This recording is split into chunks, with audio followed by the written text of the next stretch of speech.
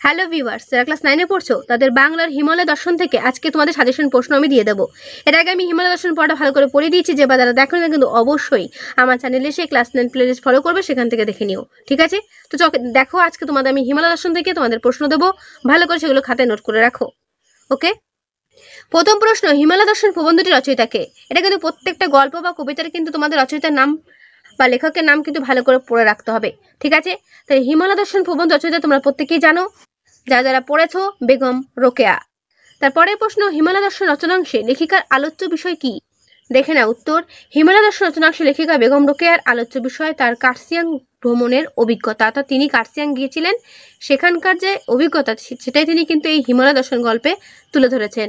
তারপরের প্রশ্ন, যথাসময় যাত্রা করিয়া শিলিগুড়ি স্টেশনে আসিয়া পৌঁছিলাম, লেখিকা কোন উদ্দেশ্যে শিলিগুড়ি স্টেশনে এসে পৌঁছেছেন? উত্তর দেখে নাও, লেখিকা বেগম রোকেয়া হিমালয়ান রেলগাড়িতে চড়ে কার্সিয়াং যাওয়ার জন্য শিলিগুড়ি স্টেশনে এসে পৌঁছেছেন।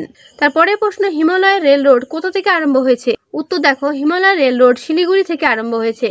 তারপরে প্রশ্ন, হিমালয়ান রেলগাড়ি আবার তাহার অপেক্ষাও ছোট, কার অপেক্ষা ছোট?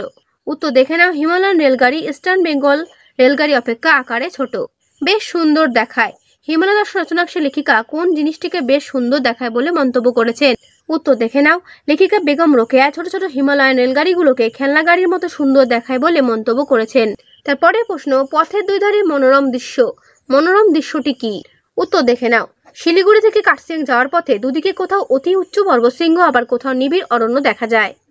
এটি হলো মনোরম দৃশ্য। তারপরে প্রশ্ন, মেঘের ভিতর দিয়ে চলিয়াছি, কখন লেখিকা মেঘের ভিতর দিয়ে চলেছেন? অ্যান্সার দেখে নাও, রেলগাড়িতে কার্সিয়াং যাওয়ার সময় সমুদ্রপৃষ্ঠ থেকে 3000 ফিট উচ্চতায় লেখিকার মনে হয়েছে তিনি মেঘের ভিতর দিয়ে চলেছেন। তারপরে প্রশ্ন, সহসা নদী বলিয়া ভ্রম জন্মে, কি দেখে নদী বলে ভুল হয়? উত্তর দেখে নাও, কার্সিয়াং যাত্রাকালে 3000 ফিট উচ্চতা থেকে নিচের উপত্যকার সাদা কুয়াশা দেখে লেখিকার নদী বলে ভুল হয়। তারপরে প্রশ্ন, প্রাকৃতিক শোভা আরো শতগুণ বৃদ্ধি করিয়াছে, কিসের জন্য প্রাকৃতিক শোভা আরো শতগুণ বৃদ্ধি পেয়েছে? উত্তর দেখে নাও, লেখিকার মতে সবুজ চায়ের ক্ষেতগুলোর জন্য পার্বত্য অঞ্চলের প্রাকৃতিক শোভা যেন আরো শতগুণ বৃদ্ধি পেয়েছে। তারপরের প্রশ্ন, ভেরি ভেরি ইম্পর্টেন্ট, ধরনের সীমান্তের ন্যায় দেখায়, কাকে ধরনের সীমান্তের মতো দেখায়? উত্তর দেখে নাও, দূর থেকে সারিবদ্ধ চা গাছের মধ্যে দিয়ে মানুষের চলার সংকীর্ণ পথগুলোকে ধরনের সীমান্ত বলে মনে হয়, সেই জন্য বোধ হয় গাড়ি থামিয়াছে। কি জন্য গাড়ি থেমেছে বলে লেখিকা ভেবেছিলেন? উত্তর দেখে নাও, যাত্রী সাধারণ যাতে প্রাণভরে জলপ্রপাতের সৌন্দর্য উপভোগ করতে পারে সেজন্য রেলগাড়ি থেমেছিল বলে মনে করেছিলেন লেখিকা। তারপরে প্রশ্ন, আমাদের মনোরথ পূর্ণ হইল, মনোরথটি কি? উত্তর দেখে নাও, কার্সিয়াং যাবার পথে জলপ্রপাতগুলোর অবর্ণনীয় সৌন্দর্যে মুগ্ধ লেখিকা প্রাণভরে জলপ্রপাত দেখার সুযোগকে এই মনোরথ পূর্ণ হওয়া বলেছেন। তারপরে প্রশ্ন, সে জুলুম হইতে রক্ষা পাইলাম, কোন জুলুম থেকে কে রক্ষা পেয়েছেন? উত্তর দেখে নাও, হিমালয় দর্শন লেখিকা বেগম রোকেয়া 4000 ফিট উচ্চতায় শীত অনুভব না করলেও সমতলে তীব্র গরম থেকে রক্ষা পেয়েছিলেন। তারপরের প্রশ্ন, সমুদ্র পৃষ্ঠ থেকে কার্সিয়াংয়ের উচ্চতা কত? ভেরি ভেরি ইম্পর্টেন্ট, উচ্চতা দেখে নাও 4864 ফিট কার্সিয়াংয়ের উচ্চতা। তারপরের প্রশ্ন, গৃহসুখ অনুভব করিতে পারি নাই, লেখিকা বাসায় এসেও গৃহসুখ অনুভব করতে পারছিলেন না কেন? উত্তর দেখে নাও, লেখিকার গৃহস্থালী জিনিসপত্র ভুলবশত দার্জিলিংয়ের ঠিকানায় চলে যাওয়ায় সেগুলোর অভাবে লেখিকা গৃহসুখ অনুভব করতে পারছিলেন না। কার্সিয়াংয়ের জলবায়ু কেমন? উত্তর দেখে নাও, কার্সিয়াংয়ে যখন লোক যান তখন সেখানে শীত যথেষ্ট নেই, গ্রীষ্মও নেই, লেখিকার ভাষায় তা ছিল পার্বত্য বসন্তকাল। তারপরের প্রশ্ন, সবেধন নির্ঝরের জল, কেন নির্ঝরের জলকে সবেধন বলা হয়েছে? উত্তর দেখে নাও, পার্বত্য কার্সিয়াংয়ে কূপ, নদী বা পুকুর না থাকায় নির্ঝর বা জলপ্রপাতের জলই একমাত্র ভরসা ছিল। এরপরে প্রশ্ন, লেখিকা কোথায় ঢেঁকি শাকের কথা পড়েছিলেন? উত্তর, মহিলা নামক পত্রিকায় লেখিকা ঢেঁকি শাকের কথা পড়েছিলেন। তারপরে প্রশ্ন, কেবল ভূতত্ত্ব গ্রন্থে পাঠ করেছিলাম, লেখিকা কি পাঠ করেছিলেন? উত্তর দেখে নাও, ভূতত্ত্ব গ্রন্থে লেখিকা পাঠ করেছিলেন যে কার্বনিসফেরাস যুগে ঢেঁকি গুল্ম নয়, বড় ঢেঁকি গাছের অস্তিত্ব ছিল। ঢেঁকি তেরুর উচ্চতা কত? লেখিকা তার হিমালয় দর্শন প্রবন্ধে কার্সিয়াংয়ে দেখা 20 থেকে 25 ফিট উঁচু ঢেঁকি গাছের কথা বলেছেন। তারপরে প্রশ্ন, লেখিকাদের ভুটিয়া চাকরানির নাম কি?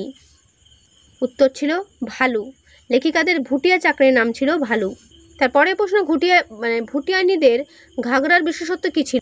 উত্তর দেখে নাও, ভুটিয়ানিরা 7 গজ লম্বা কাপড় ঘাগরার মতো করে পরে এবং তাদের কোমরে একখানি বস্ত্রখণ্ড জড়ানো থাকে। তারপরে প্রশ্ন, রমণী জাতি দুর্বল বলে তাদের আরেক নাম কি? তাদের আরেক নাম অবলা। এরপরের প্রশ্ন, মহিলা পত্রিকার সম্পাদক মেয়েদের সম্পর্কে একবার কি লিখেছিলেন যে রমণী জাতিরা দুর্বল বলে তাদের অবলা। ভুটিয়ানিরা নিজেদের কি বলে পরিচয় দেয়?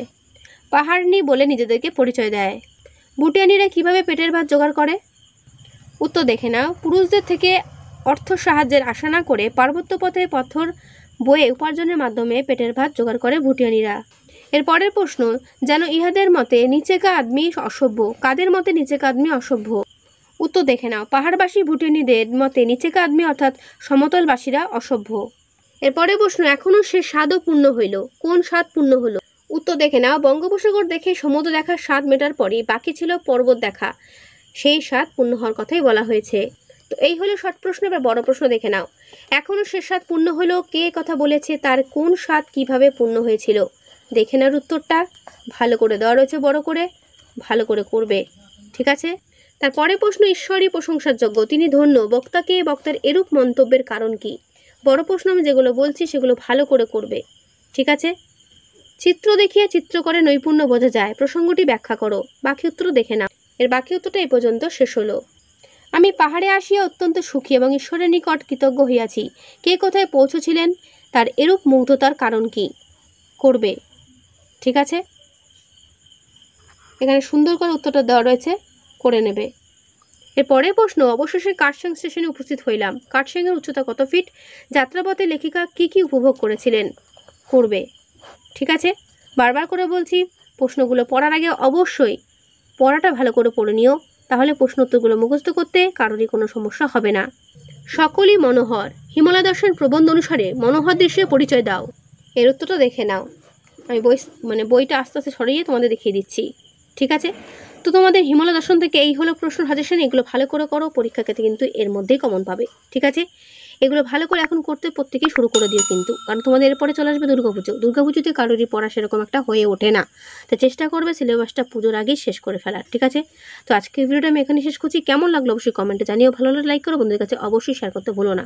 তো আজকে এখানেই দেখা হবে নেক্সট ভিডিওতে।